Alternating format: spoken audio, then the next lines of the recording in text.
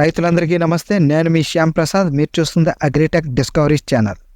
ఈరోజు మన ఛానల్లో మనం మాట్లాడుకునే విషయం తెలుగు రాష్ట్రాలలో వ్యవసాయానికి సంబంధించి ఏ పథకాలు ఉన్నాయి, వాటి యొక్క అప్డేట్ ఏంటో ఈ యొక్క వీడియోలో మనం చెప్పుకోబోతున్నాం. వీటి గురించి తెలుసుకోబోయే ముందు ఈ ఛానల్ మొదటిసారి చూస్తున్న వాళ్ళు దయచేసి సబ్స్క్రైబ్ చేసుకోండి. అలాగే నోటిఫికేషన్స్ కోసం బెల్ బటన్ నొక్కండి. ఈ వీడియోని స్కిప్ చేయకుండా చివరి వరకు చూసి మీకు నచ్చితే లైక్ చేసి మీ తోటి రైతులకి షేర్ చేయండి. మీ సందేహాలను, అభిప్రాయాలను కామెంట్ రూపంలో తెలియజేయండి. ముందుగా తెలంగాణ రాష్ట్రానికి వచ్చినట్లయితే తెలంగాణ రాష్ట్ర ప్రభుత్వం రైతు రుణమాఫీకి సంబంధించి 3వ విడతకు డేట్ ఫిక్స్ అయినట్లు తెలుస్తోంది. అయితే మనందరికీ తెలిసిందే, తెలంగాణ రాష్ట్ర ప్రభుత్వం విడతల వారీగా రైతు రుణమాఫీ చేస్తుంది. ముచ్చటగా 3వ విడత 2 లక్షల రుణమాఫీకి తేదీ ఖరారు చేసినట్లు వార్తలు వస్తున్నాయి. ఈ నేపథ్యంలో తెలంగాణ వ్యవసాయ శాఖ మంత్రి తుమ్మల నాగేశ్వరరావు గారు మాట్లాడుతూ, ఇంతవరకు ఏ రాష్ట్రం కూడా పూర్తి స్థాయిలో రుణాలు మాఫీ చేయలేదని, ఆ ఘనత తెలంగాణ రాష్ట్రానికే దక్కిందని చెప్పడం జరిగింది. గత నెల జూలై 18న మొదటి విడతగా 1 లక్ష రూపాయల లోపల ఉన్న 11.50 లక్షల మంది రైతులకు 6,000 కోట్ల పైగా నిధులు రైతుల ఖాతాల్లోకి జమ చేయడం జరిగినట్లు చెప్పారు.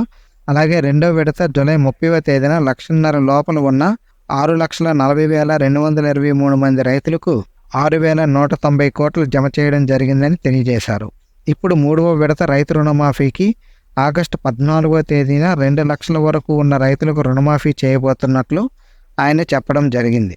దీనిలో భాగంగా 6 లక్షల మంది రైతుల ఖాతాల్లోకి 6,000 కోట్లు జమ చేయనున్నట్లు తెలుస్తుంది. అయితే రైతు రుణమాఫీ కాని రైతులు ఎవరైనా ఉన్నట్లయితే అధికారులకు ఫిర్యాదు చేయాలని, వారికి తమ పూర్తి వివరాలు అందించినట్లయితే ఏవైనా సాంకేతిక ఇబ్బందులు ఉంటే సరిచేస్తామని చెప్పారు. ఇది ఎలా ఉంటే, రైతు రుణమాఫీ జరగని రైతుల కోసం ప్రతిపక్ష బీఆర్ఎస్ పార్టీ తరఫున హెల్ప్ లైన్ నెంబర్ అందుబాటులోకి తీసుకురావడం జరిగింది. ఇక్కడ కనిపిస్తున్న ఫోన్ నెంబర్ ఫోన్ చేసి రైతుల వివరాలు చెప్తే ప్రభుత్వం దృష్టికి తీసుకువెళ్లి రుణాలు మాఫీ జరిగేలా చూస్తామని నిరంజన్ రెడ్డి గారు వెల్లడించడం జరిగింది. అయితే ఈ సందర్భంగా వ్యవసాయ శాఖ మంత్రి తుమ్మల నాగేశ్వరరావు గారికి ప్రెస్ వాళ్ళు అడిగిన ఒక ప్రశ్నకు సమాధానంగా రైతు భరోసా ఇప్పట్లో ఇవ్వడం కష్టమే అని తెలియజేశారు. దీనిపై మొదటిగా రైతులతో మాట్లాడి వివరాలు సేకరిస్తామని, అందుకే రైతు భరోసా మరింత టైం పడుతుందని తెలియజేశారు. దీనిని బట్టి ఈ రైతు భరోసా పథకం అమలుకు ఆలస్యం అవుతుందని చెప్పుకోవచ్చు. అయితే తెలంగాణ రాష్ట్రంలో రైతు రుణమాఫీ అయిన రైతులకు వెంటనే కొత్త లోన్లు ఇవ్వాలని బ్యాంకర్లకు తెలంగాణ డిప్యూటీ సీఎం బట్టి విక్రమార్క ఆదేశాలు జారీ చేసినట్లు వార్తలు వస్తున్నాయి. బ్యాంకింగ్ చరిత్రలో ఎన్నడూ లేనంతగా బ్యాంకింగ్ రికవరీ జరిగిందని, దానివలన బ్యాంకులకు మంచి ఉపయోగం ఉందని, ఈ నేపథ్యంలో రుణమాఫీ అయిన రైతులకు కొత్త రుణాలు ఇవ్వాలని బ్యాంకు అధికారులను కోరడం జరిగిందని తెలుస్తుంది. ఇక ఆంధ్రప్రదేశ్ రాష్ట్రానికి వచ్చినట్లయితే ఇటీవల జరిగిన వ్యవసాయ సమీక్షలో చంద్రబాబు నాయుడు గారు మాట్లాడుతూ, రాష్ట్రంలో విత్తనాల కొరత లేకుండా చర్యలు చేపట్టాలని, సాగవుతున్న ప్రాంతాన్ని 100% ఈ క్రాపింగ్ కింద పంట నమోదు చేయాలని స్పష్టం చేశారు. జూలై నెలలో వరదల వల్ల ప్రభావితమైనటువంటి రైతులకు 36 కోట్ల ఇన్పుట్ సబ్సిడీ మంజూరు చేయడానికి ఆదేశాలు ఇవ్వడం జరిగింది. అలాగే ఉద్యాన పంటలను అభివృద్ధి చేయడానికి, మట్టి ప్రాంత వ్యవసాయాన్ని మరింత మెరుగుపరచడానికి మైక్రో ఇరిగేషన్ పార్కుల ఏర్పాటుకు ప్రతిపాదనలు సిద్ధం చేయాలని అధికారులకు ఆదేశించడం జరిగింది. అంతేకాదు నిమ్మ, టమాటా, మామిడి వంటి ఉత్పత్తులు విలువ జోడించే విధంగా ఫుడ్ ప్రాసెసింగ్ యూనిట్లను ప్రోత్సహించాలని, అయితే ఈ ఉత్పత్తుల ఎగుమతులకు ఎయిర్ కార్గో సేవలను తీసుకోవాలని స్పష్టం చేయడం జరిగింది.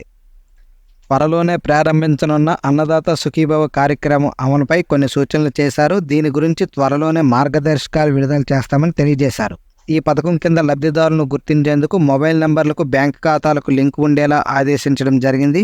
ఈ మేరకు జియో ట్యాగ్ చేయాలని అధికారులకు సూచించడం జరిగింది.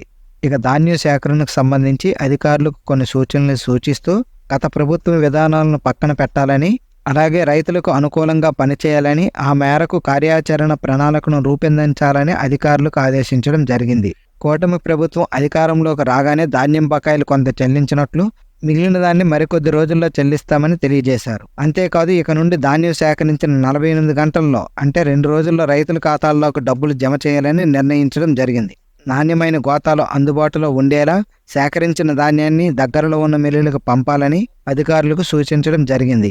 ఈ వీడియో నచ్చితే లైక్ చేసి మీ తోట రైతులకు షేర్ చేయండి. అలాగే ఈ యొక్క ఛానల్ని సబ్స్క్రైబ్ చేసుకోండి. మరొక వీడియోతో మళ్ళీ కలుద్దాం. అంతవరకు సెలవు.